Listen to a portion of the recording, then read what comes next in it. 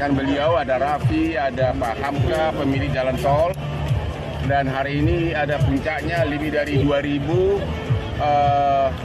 anak disabilitas yang ikut sehingga memecahkan rekor muri. Ini mudah-mudahan program ini akan memberikan kita lebih tanggung jawab sosial kepada teman-teman kita yang ada disabilitas. Bersiap-siap untuk dorbay sesi ketiga. Mudah-mudahan yang semua yang mau dorbay suaranya. Jangan ada terjadi seperti Gus-Gus yang lain. Adik-adik udah semangat ya. Seperti Gus NTB atau Gus sedih. Oke. Bang, tadi ketemu Pratiwi Novi juga ya, Bang? Apa? Tadi ketemu Pratiwi Novi juga ya di dalam. Tadi ketemu dia bukan klien saya, tapi dia curhat. Ada 1 unit TV. Dia curhat tadi, Novi curhat. Sepeda Memang motor itu listrik. Video orang itu yang sudah viral itu sangat tidak manusiawi, kelewatan. Menuduh orang germo, menuduh orang germo jual beli anak ojek anak-anak apa? ODGJ itu sangat kelewatan, dan memang itu orang yang mengumumkan itu juga ada kasus di Mabes karena memang dia dilaporkan oleh banyak jaksa. Ya, itu orang yang ngoceh itu, yang mengaku anak 9 naga, pernah dipenjara, pernah divonis Mahkamah Agung karena kasus dugaan terkait KTP palsu untuk mendapatkan klaim asuransi. Ya, itu ada vonis pidananya, dan mudah-mudahan Novi punya keberanian untuk menempuh tindakan hukum karena hanya pengacara-pengacara berkualitas lah yang ngomong dengan bukti. Ya, kalau ini kan sembarang ngomong, dan banyak pengacara gue lihat pada cari muka, cari viral agar masuk infotainment. Beda dengan Hotman Paris, masuk infotainment tapi gara-gara semua perkara berkualitas. Ya. Katanya Senin ya, Bang? Saat bertemu ada omongan jadi kuasa atau ditawari gitu. Belum ada omongan, tapi tidak tertutup kemungkinan itu. Ya. Berarti Abang Hotman Aku akan pikirkan, tapi kan banyak pengacara yang mau menjadi pengacara Novi. Tapi memang saya tetap menyarankan harus ditempuh upaya hukum karena sangat kurang ajar orang. Kalau menuduh orang, ya bikin laporan polisi dong. Jangan langsung menuduh germo lah, jual beli anak lah. Itu kan benar-benar kelewatan gitu loh. Mending yang ngomong itu adalah manusia berprestasi. Orang itu tidak punya prestasi. Aku kenal dia, ya. Kalau dibandingkan karir gue sama dia kayak bumi dan langit gitu loh. Makanya itu semua oknum-oknum itu pada iri sama gue gitu loh. Ada yang bilang ini mana ada palsu ini, coba nih. Ya. Bang, ada pengacara juga. Ada loh. Bang, ada. Yang punya rumah 30M diumumkan. Saya punya rumah 30M. Villa gua aja 130M. Villa gua aja puluhan di Bali. Saya udah 30 itu udah 30 tahun lalu. Itu mah benar-benar kampungan gitu loh. Kampungan dan kasihan kita lihatnya gitu loh. Kampungan dan kasihan lihatnya gitu loh. Bang, katanya ada pengacara menyindir nama Abang, gak usah ikut campur. Nah, Abang merasa tertantang nggak, Bang? Saya tidak merasa ikut campur, tapi setiap kita buka IG, setiap kita buka medsos, itu melulu. Kalau gua kan semua konglomerat dan perebutan aku dengan honor yang puluhan miliar. Mereka itu berusaha ikut-ikutan perkara receh agar masuk media. Karena nggak akan bisa menyaingin Hotman. Dia itu si botak, si Rasman. Sekarang udah jadi terdakwa. Ya. Pengacara jadi terdakwa kan malu dia tuh, malu banget gitu loh. Soal dihukum itu hal lain, tapi dengan gua bikin dia jadi terdakwa di pengadilan, sudahlah. Selesai sudah imbas dari perbuatanmu. Hei botak, jangan coba-coba imbangin, bersaing dengan pengacara. Udah kayak bumi dan langit, lu kan pengacara di daerah sana. Udah 38 tahun jadi pengacara internasional. Kenapa? Apalagi? Bang, katanya Senin mau ngelaporin. Siapa? Itu mau omongan kaki lima. Omongan kaki lima.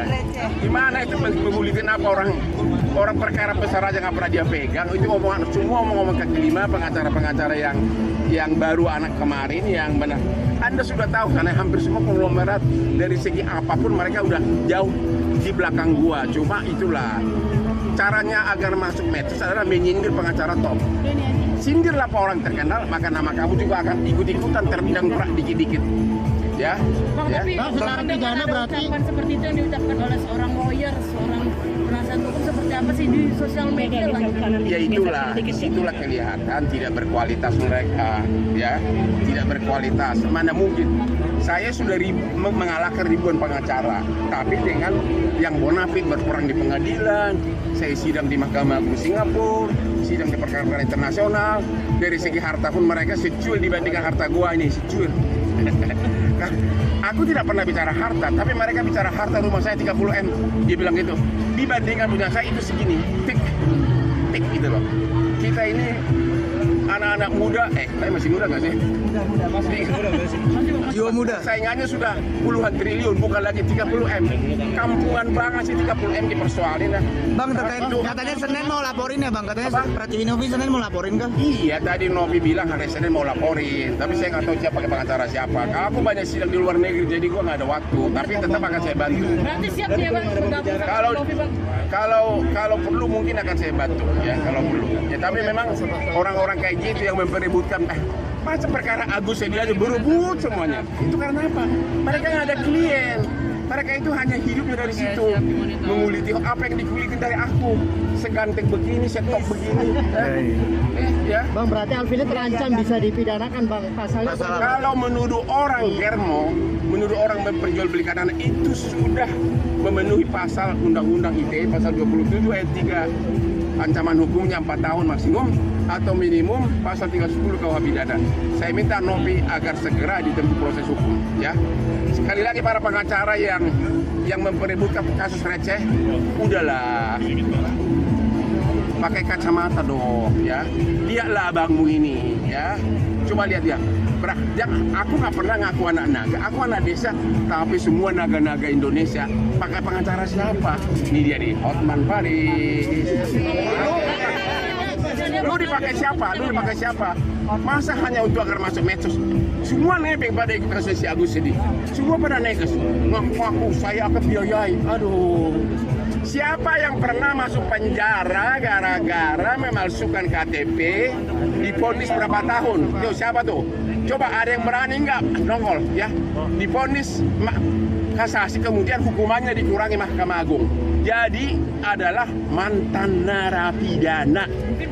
Kalau hanya gara-gara untuk KTP uang receh aja dipalsukan, berarti Anda tidak ada 1/10 juta kekayaan Hotman. Hotman udah puluhan tahun, oke? Nih, jadi jangan bicara harta. Harta lu secuil dibandingkan aku nih, secuil.